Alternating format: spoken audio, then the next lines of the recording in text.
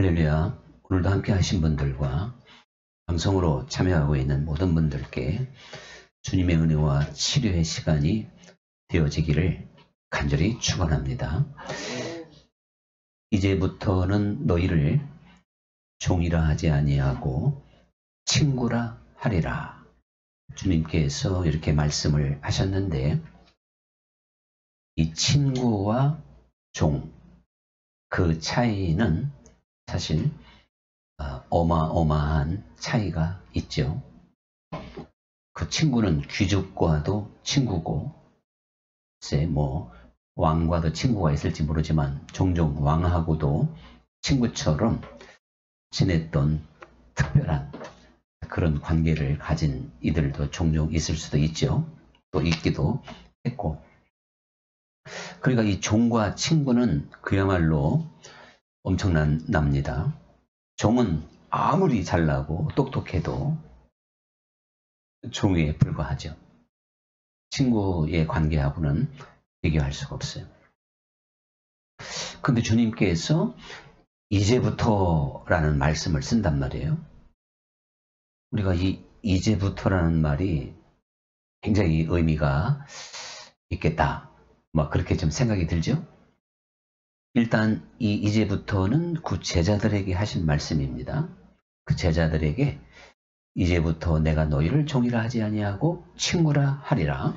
그렇다면 예수님께서 그 제자들을 부르셨고, 그리고 그들과 거의 지금 3년이라고 하는 시간이 흐른 시점에서 십자가에서 죽기 얼마 전에 지금 이 말씀을 지금 하신 겁니다. 그 흐름으로 보면요. 그러면 그동안에는 사실 종의 그런 차원이었어요. 이 제자들이. 물론 뭐 예수님께 종 아니라 그 이하라 하더라도 우리는 불만이 있을 수도 없고, 또 지금도 여전히 우리가 하나님의 종, 이렇게 표현하는 걸 더 영광스럽게 생각을 합니다. 근데 그것은 하나의 호칭의 문제지, 실제적으로 영적인 차원에서 우리가 하나님께 종이 돼서는 안 돼요. 우리는 지금 예수님이 하신 말씀 그대로 친구의 반열에 있어야 됩니다. 관계가 말이죠. 왜 그러냐면 종이라고 하는 것은 주인이 하는 것을 알지 못한다 그랬고, 이 주인은 참 친구는 주인이 하는 것을 다 알기 때문이다. 이렇게 말씀을 하셨는데, 그러면 예수님께서 왜 이제부터는 내가 너희를 종이라 하지 않는다 이렇게 말씀을 하셨냐면, 아버지께서 내게 일러준 모든 말을 너희에게 알려주었기 때문이다. 이렇게 말씀을 하신 거예요. 그러니까 예수님께서 3년 동안 그 제자들에게 얼마나 많은 말씀을 하셨고 가르쳤고, 다른 사람들에게는 비유로 말씀하셨지만 그 제자들에게는 비유로 말씀하지 않으셨더라 그랬고요. 비유로 말씀을 하셨다 하더라도 또 그 뜻을 정확하게 해석을 다 해줬단 말이에요. 그러니까 감추인 게 없었어요. 다 드러냈고 그들로 하여금 이해할 수 있도록 잘 설명을 해 주시기도 했습니다. 제자들에게는 그랬단 말이죠. 그러면 예수님께서 비록 이제부터라도 하지만, 그 이제부터라는 거 그때부터잖아요. 이제 말씀을 하는 그때부터는 너희가 종이 아니다, 이 이야기인데, 정확하게 말하면 이건 잠시 동안의 예언이었던 게 맞지요. 왜 그러냐면 이 제자들이 주님과 정말 그 친구의 그 어떠한 차원까지 진정으로 올라간 건 오순절 성령 강림절과 함께 그런 관계가 된 거지, 예수님에 대해서 어떠한 비밀을 알고 깨닫고 그렇구나 이해했다 그래가지고 친구가 될 수는 없었던 겁니다. 그러니까 이 친구라고 했을 때는요, 단지 어떠한 지식적으로 친구가 되는 게 아니라 이겁니다. 내가 다른 사람에 대해서 자세하게 지식, 그 사람의 성격, 혈액형, 특징, 모든 걸 다, 가족 내력을 다 알았다고 해서 친구입니까? 아니죠? 친구는 뭔가 정서적으로, 인격적으로 통하는 게 있어야죠. 네, 마음과 마음이 통해야 그게 친구잖아요. 어쨌든 생각이 같든지 취미, 하여간 어쨌든 뭔가 서로 그 친구의 관계는 아는 거, 이게 지식적으로 아는 거하고는 분명히 다르다라는 것을 우리가 잘 알고 있는데,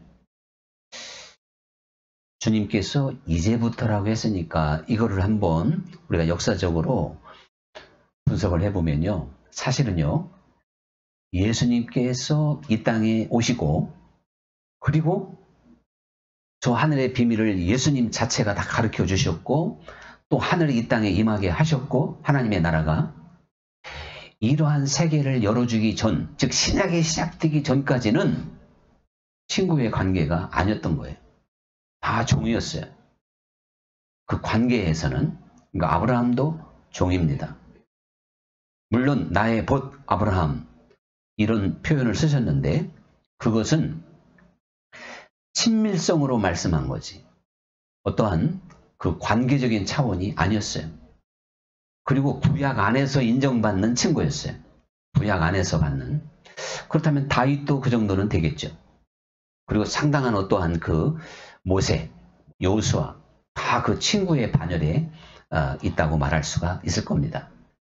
근데 그건 정확하게 말하면 구약에서 말하는 친구의 개념, 나의 벗과 신약에서 말하는 친구와 벗의 개념은 또 하늘과 땅입니다. 왜 그러냐면 예수님께서 이렇게 말씀을 하셨잖아요. 여자가 낳은 자 중에 세례 요한이 가장 큰 자라는 거예요. 세례 요한보다 큰 자가 없다는 거예요. 그러면 예수님이야 이제 특별한 케이스지만 모두 다 그 여자가 낳은 우리 인생들은 그렇잖아요. 근데 그 누구도 세례 요한보다 큰 자가 없다는 거예요. 야, 그거 참 이상하다.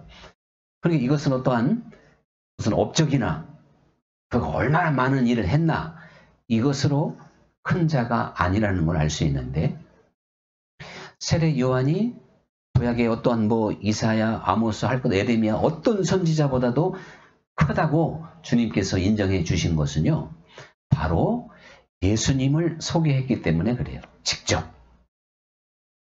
그러니까 예수님이 누구냐면 새 시대의 시작점이잖아요. 하나님의 약속을 성취하면서, 즉 신약의 문을 열었고 시작이 됐단 말이죠. 그러니까 이 세례 요한은요, 신약과 구약의 문턱을 밟은 사람이에요. 문턱. 신약으로 들어온 사람도 아니고, 이거 참 사실은 완전 완벽한 신약의 사람도 아니고 구약의 예언자인 건 맞죠. 그런데 신약의 맛을 조금 봤어. 맛을. 신약의 진짜 맛은요, 오순절 성령 강림 사건이라니까요. 그 외에는 아무도 신약의 맛을 본 사람이 없어요. 성령의 강림의 차원이 다르기 때문에 그래요. 신약은 저 하늘의 구름기둥, 불기둥처럼 하나님이 그렇게 인도하는 게 아닙니다. 하나님이 성령으로 우리에게 들어오셔서 우리 안에서 일하는 거니까 이 구약과 신약이 얼마나 차이가 나냔 말이죠. 그러니까 이 친구라고 하는 이야기는 다시 말씀드리지만 관계를 말하는 게 아니고 차원을 말한다니까. 아까 제가 참 관계라 그랬네요. 좀 말을 좀 잘못된 것 같으네. 차원이야, 차원. 그러니까 이제 그 세례 요한은 바로 신약의 차원을 보았단 말이에요. 그걸 또한 이제 알려줬단 말입니다.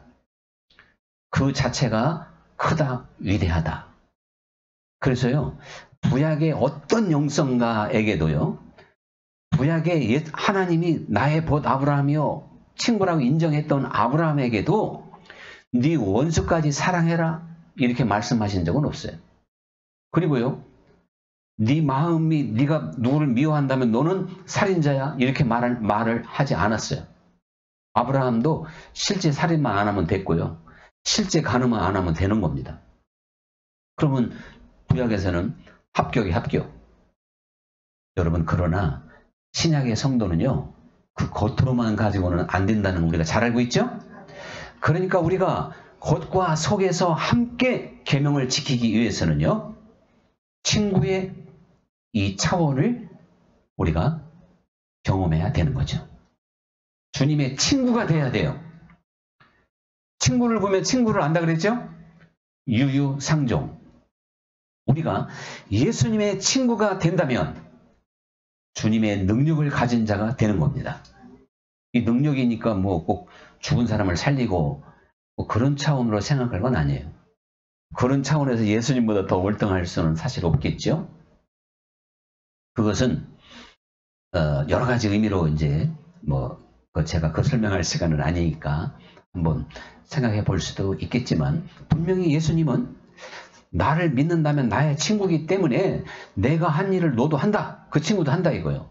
더 나아가서 더 큰 일도 할 것이다 까지 예수님이 말씀하셨으니까 우리가 그걸 아니라고 할 필요는 없는 겁니다. 더 큰 일이 어떤 의미인지는 이제 다각도 해석이 필요하다 그랬고요. 자, 이렇게 본다면 사실요, 예수님이 직접 말씀하신 대로 친구가 돼야 주님이 하시는 일이 보이는 거예요. 알게 될 줄로 믿습니다. 깨닫게 돼요. 근데 종은요, 충성도나 똑바른 건 종을 못 따라가. 아니, 같은 친구가 말이죠, 만약에 종처럼 행동하면 어색한 거예요. 그럼 어울리지도 않아요. 친구는 좀 실수도 하고 조금 장난도 치고 때로는 등짝도 때릴 수 있는 게 친구 아닙니까? 그런데 종은 아무리 잘나고 똑똑하고 충성스럽고 신실해도 농담 못 하잖아요. 예를 들어서 관계가 이제 그렇듯이, 이제 세례 요한의 제가 이야기를 다시 한번 꺼낸 건 그만큼 구약은 한마디로 종의 시대였다니까요. 여기 차원이. 근데 신약은 바로 이제 친구의 시대. 친구의 시대입니다. 구약에서도 하나님이 내가 너희의 남편이라고 그랬어요. 신약에서는 신랑이라고 그랬지만, 또한 이제 그러니까 그거는 이제 다른 얘기예요. 그건 하나의 관계를 말하는 거고요. 지금 내가 너희를 친구라 하리라 하고 하는 것은 다시 말씀드리지만 차원을 이야기하고 있는 겁니다. 오늘날 말하면 영성인 거죠, 이제. 그러니까 종의 차원이 있고 친구의 차원이 있는 거예요. 그것은 하나의 반열이라고 해도 과언이, 이제 그렇게 또 표현을 해볼 수가 있겠죠. 그러면 예수님이 신약의 모든 사람들은 이제 다 주님의 친구가 돼야 돼요. 우리가 신앙생활도 웨슬리도요, 종의 믿음이냐 친구의 믿음이냐 라고 하는 유명한 설교가 있어요.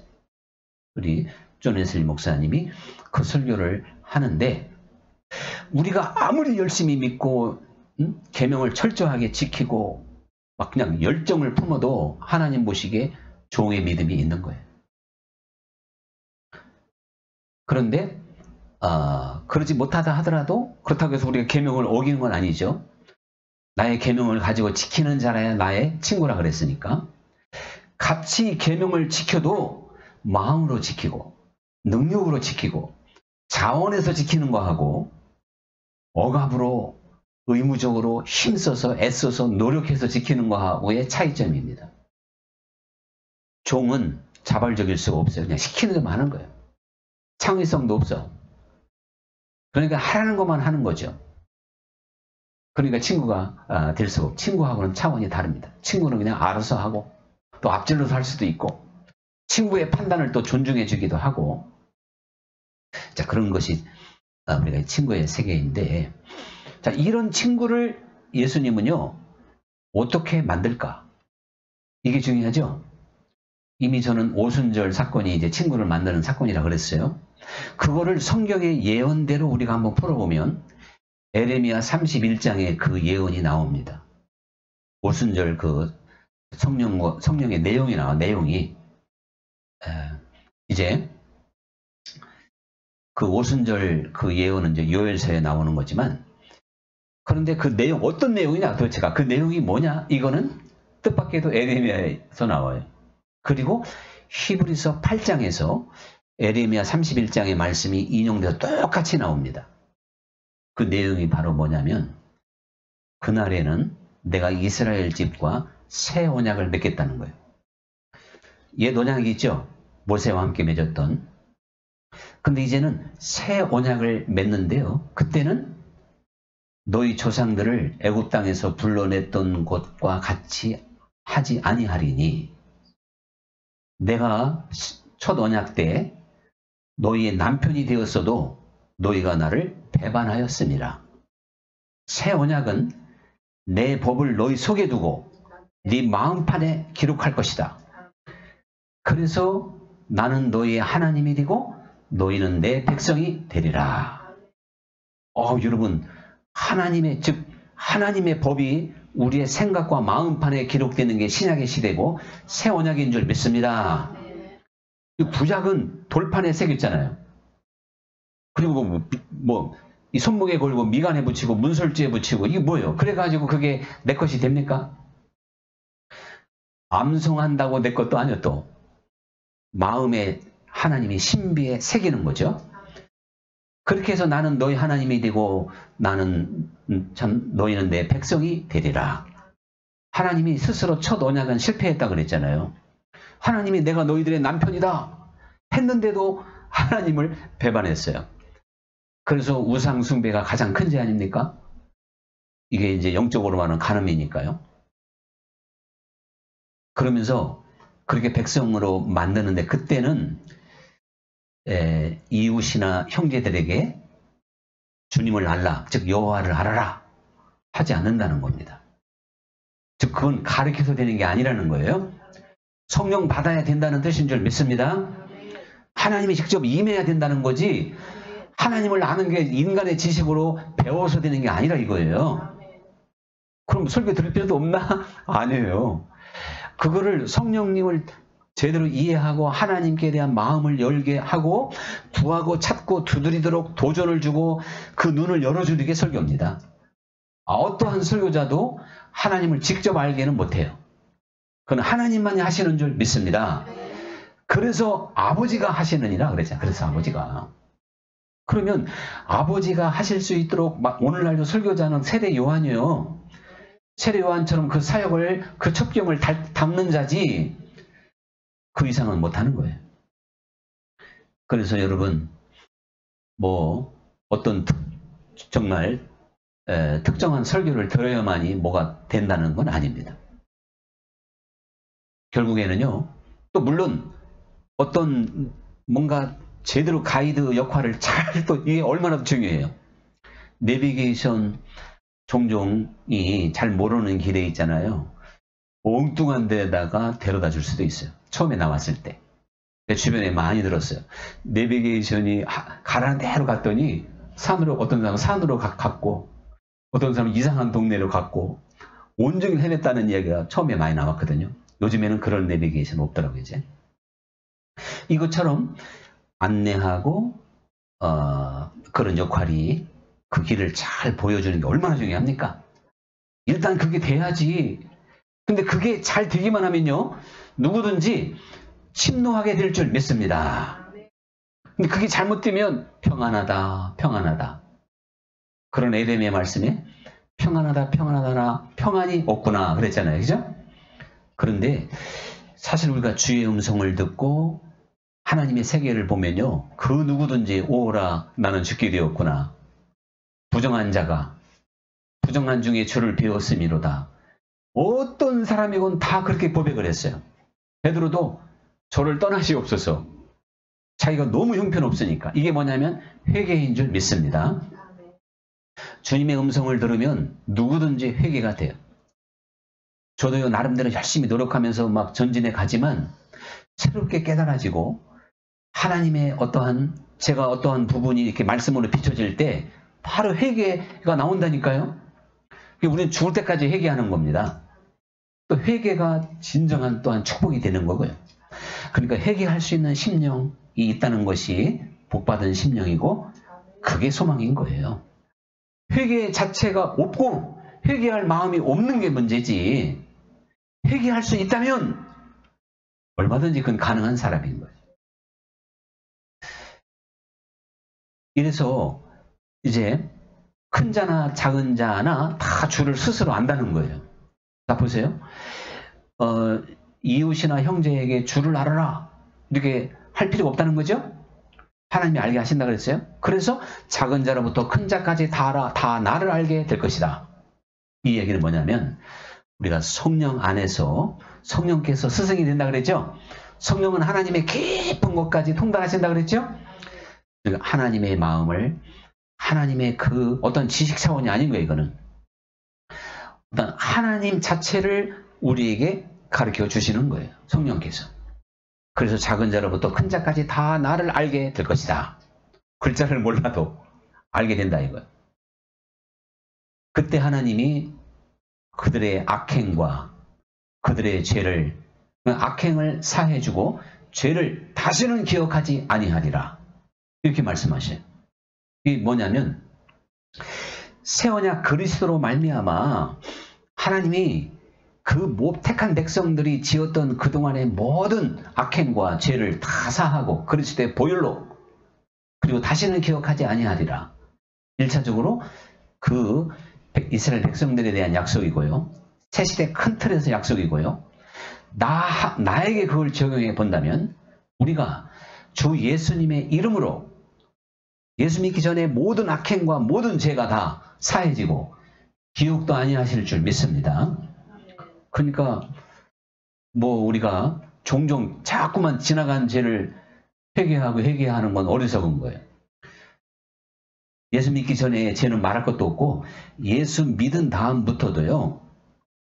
그러면 이 말씀을 잘못 지금 구원파식으로 해석을 해버리면 야 이제 처음 예수님을 만나고 이렇게 계약을 첫 언약에 친구가 한번 되면 그들을 말하면 구원의 확신만 있으면 이제 죄를 져도 되는 거예요. 네? 영원한 속죄. 그 말씀의 유일한 게 아니라 확실한 근거가 여기에 있어요. 내가 너희들의 죄를 다시는 기억하지 아니하리라. 그러니까 이건 영원한 속죄다. 영원한 속죄인 건 맞는데요. 회개함으로 속죄를 받는 거지 회개하지 않는데 우리의 죄를 용서해 주는 분이 아니다 이거죠. 그러면 죄를 짓고 또 회개하면 뭐 이게 반복적으로 하면 되네? 그것도 사실은 아닙니다. 회개의 능력이 있다면요. 우리가 한번 거룩한 세계를 알게 되면 거기서 떨어지기가 쉬운 게 아닌 거예요. 우리가 어떤 음악의 세계에서도 고상한 클래식의 그 세계에 익숙해지면 대중가요 같은 거 이게 저속해서 안 들으려고 할 거예요. 자, 그럼 클래식보다 더 고상한 게 뭐예요? 복음성가요. 찬양의 줄 믿습니다. 그래서 막 찬양의 은혜가 될 때는 이제 클래식도 시시해 보이지. 에이, 뭐. 그렇게 이제 될 수밖에 없어요. 자, 그런 것처럼요. 내가 밤낮 죄에 넘어진다고 하는 건 그건 문제가 많아요. 내가 은혜를 받았는데 지금 잠들어 있는 거예요. 잠들어 있어. 아예 처음부터 능력을 못 받았던지 그거보다는 받았는데 지금 깨어있지는 못하고 잠들어 있는 거죠. 그렇게 되면 힘없이 무너집니다. 힘없이 무너져 주일마다 용서받고 또 일주일 동안 죄 짓고 주일 나오면 또 예배가 그냥 예배 드리면 뭐 제사함이 됩니까? 그냥 목사가 선포하면 제사하면 되는 거예요. 이게 천주교인데 참 그게 바로 종교가 되버린 거예요. 그건 종교지 생명이 아닙니다. 우리는요 친구가 되어서 주님과 동행하고 주님과 하나 되고 능력 있는 삶을 사는 것인 줄 믿습니다. 그래서 하나님의 나라는 말에 있지 아니하고 오직 능력에 있다. 이 친구의 능력이라니까요. 친구가 돼야만이 서로 뜻을 알고요. 그 마음을 알고요. 원하는 걸 아는 거예요. 여러분, 그러니까 우리가 정말 그리스도 예수의 마음을 갖는 거고요. 친구가 돼서. 그래서 주님이 정말 간절히 원하는 것이 무엇인가를 우리가 알고 주님의 뜻을 안다면 우리는 그 주님의 뜻을 이루는 삶. 그래서 예수님이 나의 친구가 돼야만이 내 계명을 지킬 수 있다는 거 말씀하고 있지 않습니까? 주님이 이 본문에서 하고 있는 말씀이에요. 사실요, 이 착한 선한 사마리아 사람의 비유, 여기에서 종의 믿음과 친구의 믿음에 대한 또 비밀이 있어요. 거기 그 강도 만난 사람을 앞을 지나갔던 제사장과 레위인들은요, 하나님을 그렇게 알았던 거예요. 그러니까 친구를 모르다 보니까 당연히 피해가야 돼. 사람이 지금 피 흘려 죽어가고 있는데 제사장 레위인이 피를 만질 수 있어요? 그 죽어가는 사람 만질 수 있어요? 지금 예배 드려야, 제사를 드려야 되는데 안 돼요. 그건 그 사람들 잘못한 게 아니라 하나님을 그런 식으로 알았기 때문에 그렇게 할 수밖에 없어요. 그래서 예수님이 그들을 탓한 게 아닙니다. 하나님을 안다는 게 무엇인가를 가르쳐주기 위해서 선한 사마리아 사람 비유를 들려주신 거예요. 그런데 이거 아무것도 모르는 사마리아 사람은 그런 율법과 상관없이 지금 죽어가는 사람을 살렸죠. 자, 여러분, 이처럼 하나님을 우리가 사마리아 사람이 하나님을 잘 알았다는 게 아니에요. 그 행위 자체가 하나님을 아는 행동이었다는 거죠. 우리가 예수님이 안식일에 막 병자를 고치니까요. 이거 벌써 또 이 종의 믿음을 가진 사람들은 벌써 비난하잖아요. 안식일에 왜 병자를 고치냐, 일하냐 이거죠. 그러니까 예수님이 너는 바리새인아, 네 집에 소가 지금 부동에 빠졌다 안식일에. 너 건져 안 건져? 왜 건졌거든. 그러니까 사람이 짐승보다 더 귀한 것이고 안식일에 사람을 살리는 게 귀한 것이냐 죽이는 게 나은 것이냐. 유구무원이잖아요. 자, 그러니까 우리는 이 아들의 믿음으로 하나님의 마음을 알고 주님의 뜻을 알아야만이 우리의 모든 말과 행실과 내 판단이 하나님 보시기에 향기가 되고 영광이 될 줄 믿습니다. 그렇지 않고는 안 돼요. 이제 다윗이 말이죠. 사울에게 막 쫓겨 다닐 때 며칠을 굶었어요. 근데 제사장에게 먹을 것 좀 달라 그랬더니 하나님께 드렸던 진설병 외에는 떡이 없다는 거예요. 근데 다윗은 그것을 달라고 해서 먹었어요. 율법으로 말하면 그거 못 먹는 거예요. 근데 제사장도 그걸 줬어. 근데 이것이 하나의 예수님이 지금 그 비유를 들려주셔요. 율법에서는 먹지 말라고 하는 걸 다윗은 먹었지 않느냐? 또 제사장은 주었지 않느냐? 이 이야기가 바로 뭐냐면 종의 믿음으로만 보면요. 야, 이건 제사장 위에는 못 먹는 걸 어떻게 다른 사람이 먹어? 안 돼! 이게 종의 믿음이에요. 근데 아들의 믿음, 이 친구의 믿음으로 보면 함께 먹을 수 있는 겁니다. 구약과 신약이 또 이렇게 다르다니까요. 신약은 먹어도 아무 상관없는 거고 구약은 시비거리가 된다니까요. 자, 이처럼 우리는 하나님을 아는 차원이 다르다는 것을 이제부터는 내가 너희를 친구라 하리라. 우리가 이렇게 차원이 있어야만이 다시 말씀드리지만 나의 친구가 돼야만이 너희가 내 계명을 지킬 수 있느니라. 이렇게 말씀하시는데 주님께서 그 계명을 그러면서 말입니다. 제가 오늘 우리가 본문을 다 안 읽어서 그렇지 사람이 친구를 위해서 죽으면 그보다 더 큰 사랑이 없대요. 그 이야기는 1차적으로 예수님이 친구된 우리를 위해서 죽으셨죠. 그런데요. 내가 너희를 사랑한 것 같이 너희도 서로 사랑하라. 또 이렇게 말씀하셨어요. 이 본문에서요.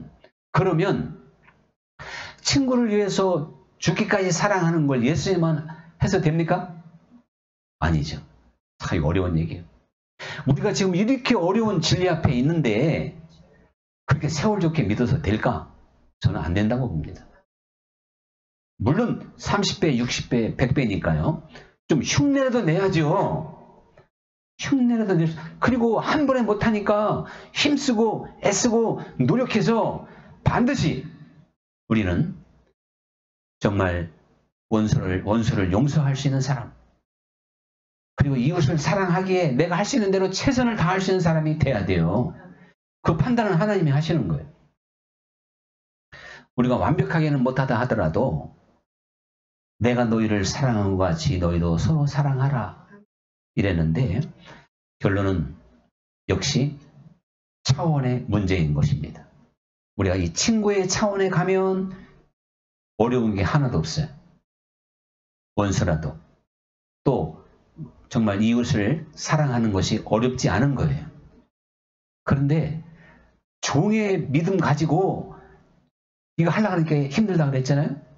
그러니까 우리는 이 친구의 차원이 돼야만이 하나님이 원하시는 성령의 열매를 맺게 될 줄 믿습니다. 육의 사람이 아니라 영의 사람이 된다는 거고 그리스도인다운 진정한 능력 있는 삶을 살게 된다는 것입니다. 여러분, 우리 어떻게 보면 한평생이라는 말을 써볼 만한 것이 한 60대 이상은 이제 한평생이라는 표현을 한번 써볼 수도 있어. 내가 한평생 이렇게 살면서 그죠? 관계 속에서 친구는 많지만 이 차원의 친구가 육적으로 얼마나 될까? 사실 이건 어렵습니다. 저도 어렵고 우리가 옛날에 막 뭐 중국 고사에 나오는 관포지교니 이런 어떤 정말 그 대단한 그런 친구는 현대 사회에서는 또 어려워요. 또. 그래서 여러분도 아시다시피 제가 언제부터 깨달았지만요. 부모하고 자식 외에는 다 경쟁 관계로 보더라고. 그래서 정말 진정으로 나의 불행을 아파해주고 또 나의 어떠한 그 성공을 축하해 줄 수 있는 사람은 부모님이나 자식 외에는 없다니까요. 가만히 살펴보면 물론 할머니, 할아버지 말할 것도 없지만 그런 친구 관계가 쉽지 않은 거예요. 그래서 요즘에 종종 뭐 SNS로 떠돌아다니는 거 보면 친구는 많은 것 같은데 어느 날 나이가 들어서 보니까 다 떠나고 별로 없다. 그런 한탄하는 글들이 많이 있어. 그러니까 어떠한 이제 나이가 들면 뭐 친구밖에 없다. 그런 말도 있지만요. 이제 나이가 들어서 또 필요 없는 게 친구다. 또 이런 글도 많더라고. 또 그 하는 말 들으면 또 그럴듯하긴 하더라고요.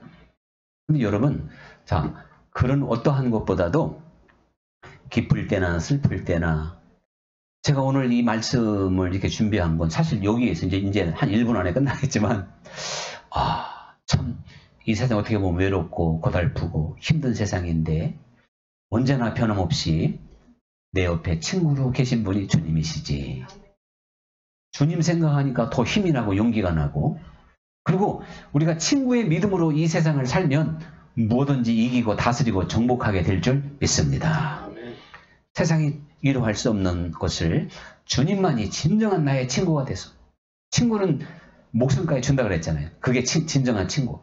이미 우리에게 목숨까지 주신 이가 또 무엇을 주지 않겠느냐 이렇게 하셨으니 우리 이제 세상적으로 친한 친구 만들어 하지 말고 주 예수님을 진정한 친구로 지금부터 만들어도 절대 안 늦어요. 우편 강도는 죽기 직전에 만들었다니까요. 하나님이 하시려면 그 순간 할 수 있어요. 근데 그렇다고 그들에다가는 큰 거 다쳐요. 그건 특별한 케이스예요. 우리가 영적 훈련 받아보면 절대 그렇게 된 친구는 만들어지지 않습니다. 구하고 찾고 두드리고 침노하는 자가 친구의 복을 받는 거죠. 자, 오늘의 찬양 드리겠습니다.